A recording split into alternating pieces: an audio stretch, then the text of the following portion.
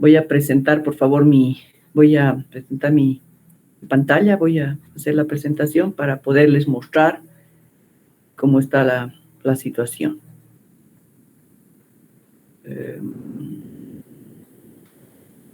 A ver. Ya hace rato que no lo hago y no estoy acordando. A ver, a ver. Pantalla completa. Es acá, ¿no? Que hay que presentar. Usted podrá ver.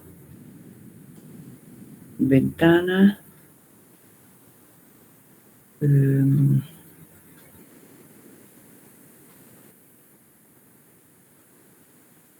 Perdón, chicos, un minutito. Voy a tratar de presentar esto.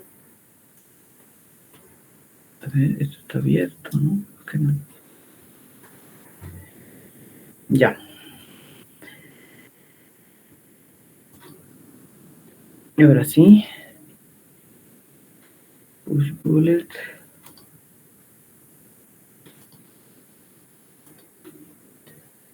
Ya. Ah, ya, ahora sí.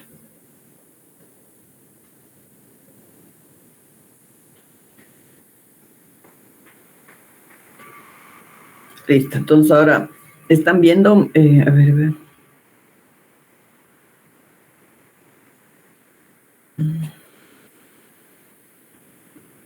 Ya pueden ver mi pantalla, ¿no, chicos?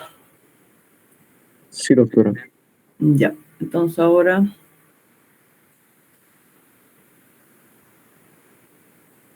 ¿cómo lo pongo en? Oye, como que me he olvidado de no hacerlo tanto tiempo. A ver, ahora para poner en pantalla completa. A ver. Pero yo cómo la pongo en... A ver. Oye, chicos, qué terrible. A ver. ¿Cómo la pongo en pantalla completa? ¿Me hacen En la recuerdo? parte inferior, doctora, donde Ya. está esa línea recta, al lado Ya. hay un dibujo como de una pizarra. En la parte inferior. En la Más parte hacia la inferior, derecha. Aparecen notas, comentarios y fuera de eso aparecen como 4 dibujitos. El cuarto, al lado de la rayita. hijita. A ver, para este lado. Aquí. Sí. ¿Ya? No. No puedo Es creer. un poco hacia abajo. Ya, a ver. En estos que son tres dibujos veo acá. Sí. Chatear con todos. Ahí, entonces. Al lado de notas, comentarios, hay 4 dibujitos como cuadraditos, el cuarto. Un Yo veo poquito abajo de donde está el puntero. Ah, claro, es decir, aquí, pero como yo ya estoy presentando, no me permite poner en pantalla completa, ¿no? Y aquí, Dios mío. A ver. Pero esto es ya dentro de lo que estoy presentando, ¿no? Porque yo ya no puedo manipular ahora aquí lo que estoy presentando. Es aquí abajo. Bueno, aquí hay una manito, hay 3 puntos. Después está salir de la llamada. Tú dices más aquí, más a la derecha. Tiene que hacerlo en PowerPoint, doctora. Tiene que Perfecto. entrar a PowerPoint y ahí hacerlo. Listo, entonces voy a dejar de compartir un ratito y voy a hacer eso. Entonces, a ver. Esperen un ratito, esto cierro. Y ahora como salgo, tengo que salir de pantalla completa. Mil disculpas, es que bueno, hace rato que no lo hago y ahora sí voy a poner aquí, ya, y ahora, pero claro, si hago eso no puedo compartir, Pucha, chicos, no puedo creer. Ya, a ver aquí. Pantalla completa, selecciono una pestaña para una ventana. Aquí estoy con mi presentación, pero luego no puedo ponerla en... Comparte una ventana, pues vuelvo a presentar lo mismo, pero ahora no sé cómo ponerla en pantalla completa porque aquí no me permite. Doctora, sería directamente compartir toda la pantalla y luego cuando ingresa a PowerPoint y ponga en modo presentación, nosotros vamos a poder ver en grande. Compartir toda la pantalla, a ver. No puedo creer, yo la práctica hacia el maestro. Ya, entonces aquí.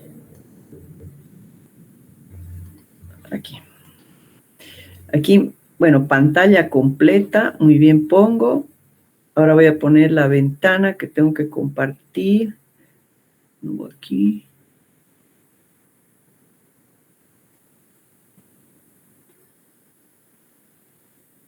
A ver, chicos, no sé si esto está.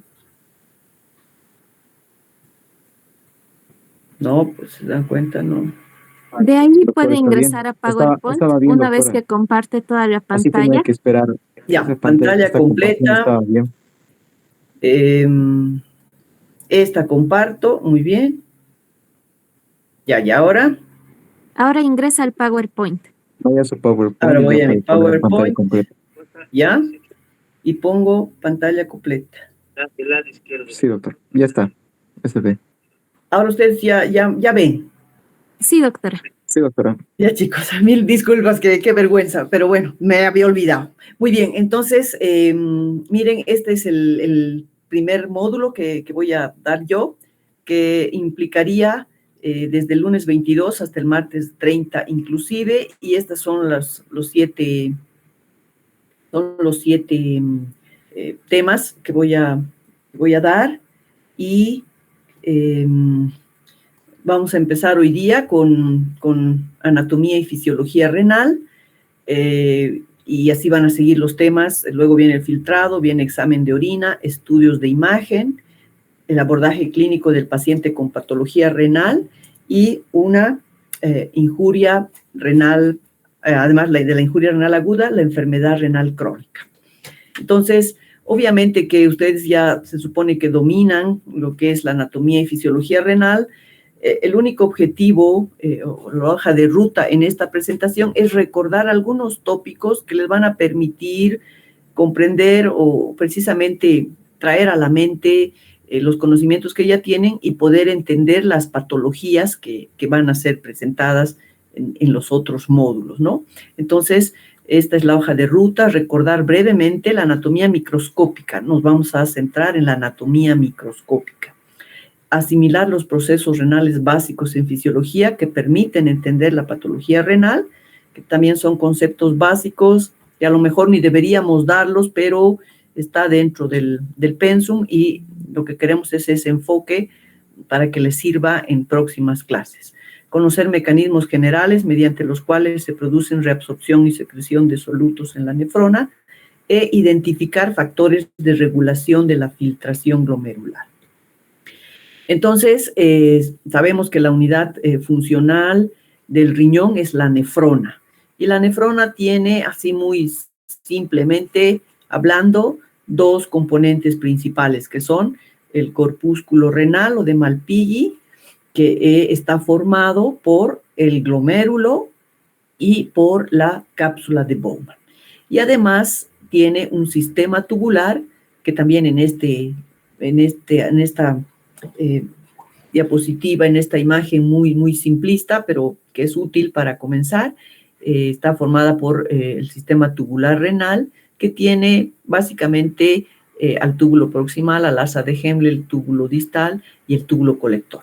Esto, por supuesto, se va complejizando a medida que estudiamos más profundamente, pero si recordamos que la nefrona equivale a el corpúsculo renal y una serie de túbulos, el sistema tubular, tenemos ahí la nefrona identificada, donde se pueden generar muchos problemas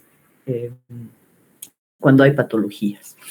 Y en este corte coronal, donde involucramos a una sola papila dentro de las muchas que hay en todo el riñón, pues lo que vemos es que hay tres partes importantes: la corteza y la médula, la parte externa y la interna. Sabemos que la corteza lo que contiene es principalmente los glomérulos y está muy irrigada, cosa que es un poco diferente en la médula externa e interna, donde se encuentran más bien los túbulos y las asas largas de Henle de los glomérulos que pueden ser yuxtaglomerulares. La irrigación es menor, pero también dependiente de todo el sistema arterial que se encuentra principalmente distribuido en la corteza. Entonces, ese es el corte para luego desembocar los túbulos colectores en la papila y formar parte y también vaciarse en los cálices menores, cálices mayores, vamos a la pelvis y luego al uretra. Eso ya es hablando macroscópicamente. Pero microscópicamente recordamos a la corteza, a la médula con sus dos partes y a los glomérulos, sobre todo en la parte de la corteza, con su sistema tubular, que puede estar repartido en la corteza externa o en la corteza interna, en aquellos glomérulos, en aquellas nefronas que tienen asas más largas. Entonces, si vamos haciendo corte más fino, ¿qué es precisamente el glomérulo?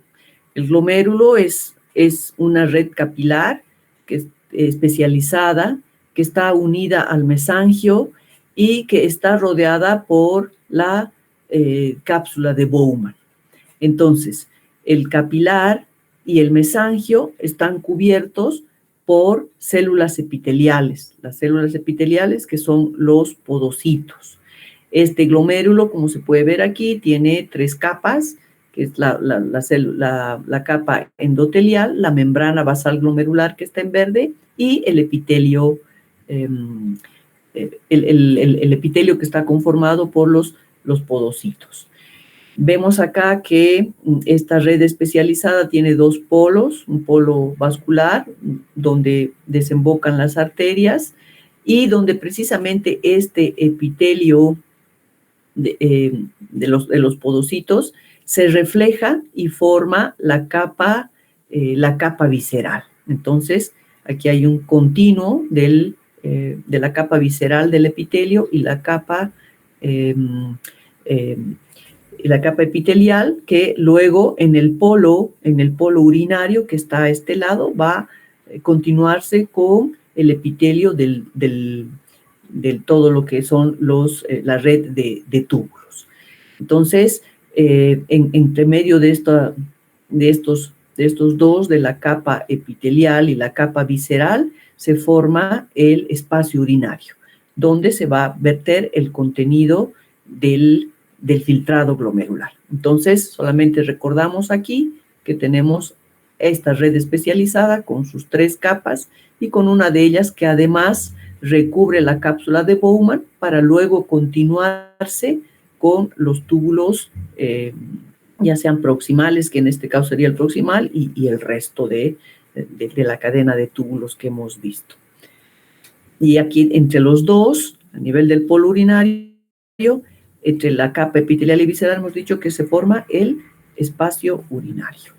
Entonces, ¿cuál es la función principal del glomérulo? ¿Por qué tenemos que recordarlo así con sus 3 capas?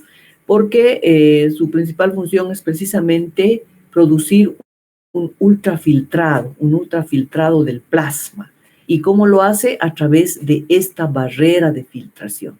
¿Y cómo está conformada esta barrera de filtración? Como ya lo hemos dicho al principio, está formada por el endotelio fenestrado, que está aquí adentro, hacia adentro, la membrana basal glomerular, en este esquema la vemos como en rojo intenso, y el epitelio, que hemos dicho que tiene sus 2 porciones, formada principalmente a nivel visceral por el podocito. Aquí en un corte de microscopía electrónica lo vemos un poco mejor. Aquí está el endotelio fenestrado, tenemos la membrana basal glomerular, que viene a continuación, y los podocitos que forman parte del epitelio. Acá tenemos el espacio urinario, probablemente esto ya va a ser su reflexión para luego formar el epitelio parietal. Entonces, si un poco hacemos una disección más profunda de las 3 capas, porque lo que queremos es entender la ultrafiltración en la que participan, entonces vemos que el endotelio está fenestrado, es decir, que tiene perforaciones por orificios a modo de un queso suizo, ¿no? Con unos poros que varían entre 70 y 100 nanómetros de diámetro. Lo importante de este endotelio es que sintetiza glucosaminglucanos y glucoproteínas que generan una carga negativa, la cual es importante para esa barrera de filtración que no va a permitir pasar ciertas sustancias. Lo propio expresa receptores para el factor de crecimiento endotelial, que es un regulador de la permeabilidad vascular. Entonces, en resumen, lo que quiere y lo que busca el endotelio, el fin del endotelio de la primera capa es impedir el paso de eritrocitos, leucocitos y plaquetas, es decir, los elementos formes de la sangre. La segunda capa es la membrana basal glomerular, que esta es una malla acelular que parece un gel de glicoproteínas y proteoglicanos a modo de una esponja de cocina. ¿Por qué? Porque tiene una estructura trilaminar con una lámina densa que está al medio, limitada por otras 2 capas menos densas, ¿no? Y esto es a modo de una precisamente esponja, de esas que utilizamos diariamente para hacernos algún recuerdo, y está formada por colágeno de todo tipo, laminina y heparan sulfato. Entonces acá también se genera una barrera selectiva, no solo de tamaño, sino de carga, precisamente por esa estructura que tiene, que genera una barra, una capa con carga negativa que va a repeler moléculas que tienen la misma carga, como por ejemplo las proteínas.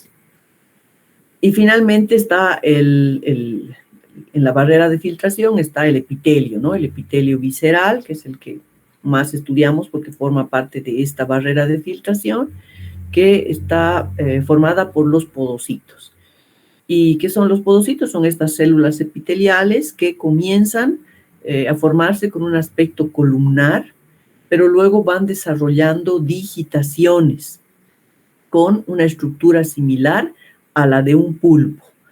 Y se van separando, pero permanecen unidas por unas interdigitaciones y pedicelos. Aquí los pedicelos, que son estas interdigitaciones del podocito, forman entre ellos el diafragma de hendidura, que es otra estructura importante dentro de la barrera de filtración, una ultraestructura molecular que está formada por complejos de proteínas como son la nefrina, la caderina y varias otras, que también semejan una especie de escalera en miniatura. Entonces, estos podocitos además tienen una estructura contráctil constituida por actina, que lo que les permite es adquirir cierta movilidad o reorganizarse para los requerimientos de filtración del momento. Y se anclan a la membrana basal glomerular a través de otros complejos proteicos como estos que se están mostrando acá. Entonces, lo que quisiera que recuerden como una manera que me ha parecido interesante en uno de estos libros de fisiología es que nuestra barrera de filtración está formada por 3 capas, una que parece un queso suizo, otra que parece una esponja de cocina y la tercera capa que parece un pulpo y que además tiene entre sus digitaciones una mini escalera. En realidad, Esto parece jocoso, pero es una estructura perfecta, y funciona increíblemente, pero también al ser tan compleja es blanco de cualquier enfermedad. Si cualquiera de estas estructuras que están tan perfectamente alineadas y funcionan tan bien se altera por cualquier proceso, entonces sobrevienen las patologías. Entonces hay blancos numerosísimos en todas estas estructuras que pueden alterarse por alguna patología y desencadenar entonces una enfermedad.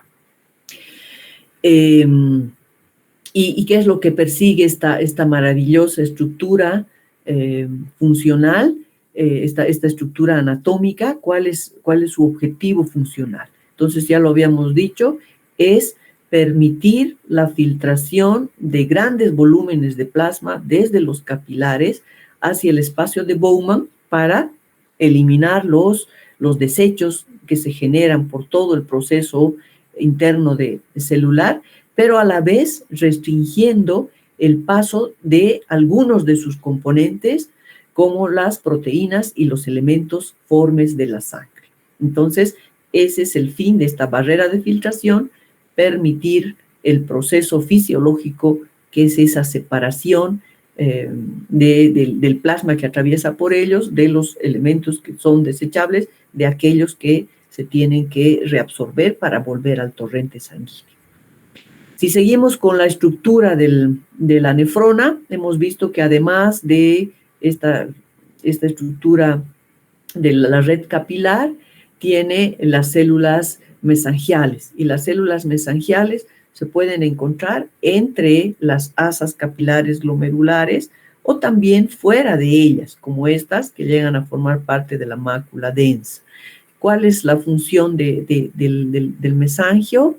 Es precisamente actuar como macrófagos que remueven el material atrapado por la membrana basal, además de servir de un soporte estructural de las asas capilares. Igualmente producen sustancias vasoactivas y factores de crecimiento para mantener la integridad de toda esta estructura funcional tan importante. Y luego, si pasamos a los túbulos, como les había dicho, parecía la situación muy sencilla, pero en general, si vemos su anatomía, sabemos que se originan en la cápsula de Bowman, ¿no? En el polo urinario, la cápsula de Bowman, que hace su reflexión a nivel de la cápsula, se continúa en el túbulo contorneo proximal, y lo más importante es que son células muy parecidas, que descansan sobre una membrana basal, pero la estructura citoquímica, las características estructurales y citoquímicas son las que varían de un segmento a otro. ¿Para qué? Para permitir que ya sea se reabsorban en las zonas proximales, por ejemplo, o se secreten las sustancias que pasan a través del plasma. El denominador común, pero de estas células que se van diferenciando de manera increíble, aunque tienen una base similar, es que tienen las uniones estrechas que las mantienen juntas, como el plástico de un empaque de 6 refrescos juntos. Entonces, hacemos también una analogía con algo que nos es muy familiar, como es un pack de refrescos, ¿no? Esta es la estructura que mantiene unidas a las células que comienzan a tapizar todo el sistema de túbulos que tenemos acá. Y bueno,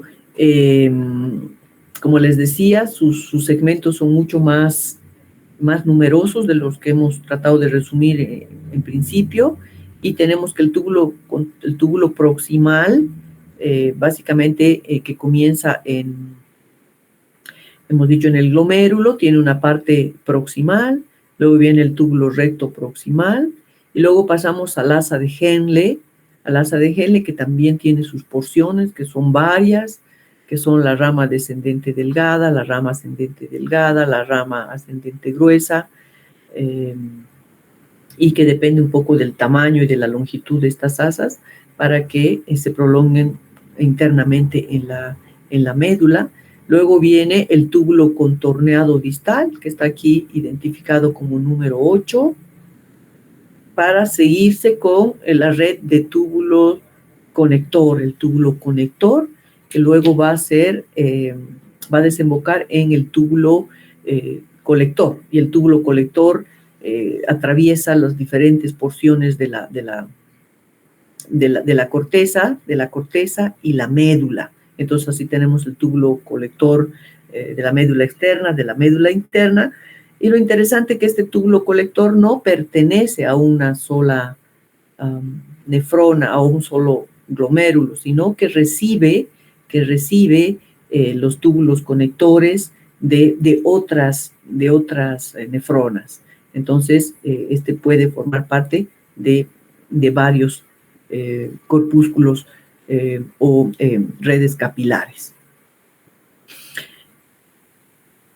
Y para finalizar ya esa estructura microscópica, que es la que nos interesa, donde ya hemos visto el glomérulo, hemos visto las células mesangiales y hemos visto los túbulos, viene la estructura esta conocida como el aparato yuxtaglomerular, que está ubicado en el polo vascular del glomérulo, ¿no? Porque acá ingresan y salen la arteriola aferente y eferente. Y tiene este aparato yuxtaglomerular, tiene un componente vascular que está formado por la porción final de las arteriolas, tiene también un componente del mesangio extracelular, el mesangio extraglomerular, que son las células de Lassis, que aquí no se ven muy claramente, y tiene un componente tubular, que son precisamente esta mácula densa que está formada por la parte final en realidad las células yuxtaglomerulares son estas que hemos mencionado aquí, y la parte que es dependiente de la porción final de la rama ascendente gruesa. Entonces, todo estas células que forman parte de la porción final de los vasos, junto con también la porción de la mácula densa, que en su trayecto entra en contacto con estos vasos, forman el aparato yuxtaglomerular, cuyas funciones importantes, por eso mencionamos, son la retroalimentación túbulo-glomerular a través de la percepción de cambios que se generan en el líquido tubular secretado para aumentar o disminuir el tono de las arterias, y también regula la secreción de la renina. Entonces, todos estos componentes forman la nefrona, que es el blanco de muchas enfermedades, pero que también cuando funciona lo hace de manera muy, muy bien coordinada. Y bueno, para terminar de integrar esto que hemos visto, porque hay mucha irrigación en el riñón, recordamos cómo es que le llega sangre a las nefronas, ¿no? Todo comienza con la arteria renal, que es una rama de la aorta abdominal, que luego se ramifica en ramas segmentarias, en ramas interlobulares, en arterias arcuatas, de las que salen las arterias interlobulillares y de las que se desprenden las arteriolas aferentes y eferentes, que ya las hemos visto en otros esquemas. Entonces, ¿qué es lo interesante de la irrigación del riñón? Que en realidad cuenta con 3 redes microvasculares distintas, que comienzan con la red, esta que hemos visto del capilar glomerular, y que antes de pasar a drenarse en la vena, forman otra red, que es la red capilar peritubular cortical. Luego da paso a la microcirculación medular única. Entonces hablamos de 3 redes, cosa que no se ve en otros órganos. Viene de arteria para vena.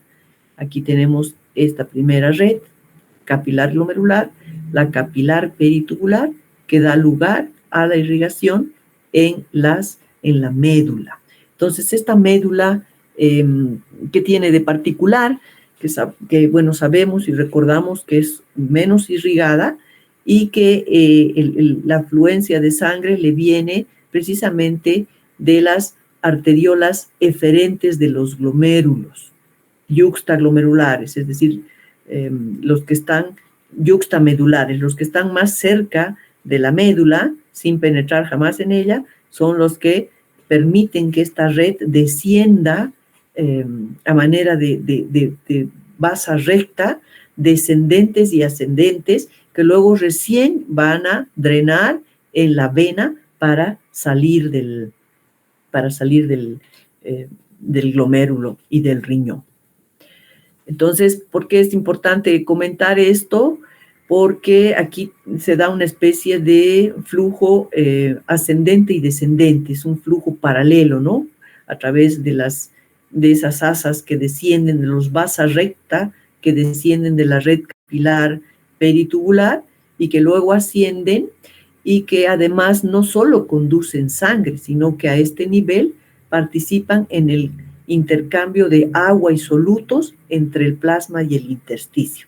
Y esto es lo que permite la famosa concentración, ¿no? A nivel medular, la concentración y la dilución, lo que permite es mantener y regular el entorno hemodinámico. Entonces, eso es lo interesante de la estructura vascular y de irrigación del riñón. Muy bien, entonces con eso en mente, tratando de recordar lo más importante, no se necesita grabar todo, pero sí lo más importante, entonces podemos abordar lo que son los procesos renales básicos que se dan en el riñón. Y estos son, ya hemos hablado sobradamente de lo que es la filtración, la secreción, reabsorción y excreción. La filtración ya hemos dicho que está aquí identificado como el número 1, que es el proceso por el cual el agua y los solutos de la sangre pasan por el sistema, salen del sistema vascular a través de la barrera de filtración, ya hemos dicho, reabsorbiendo la mayor cantidad de los productos que son importantes y eliminando las toxinas, ¿no? Y entran al espacio de Bowman. Entonces, ese es el fenómeno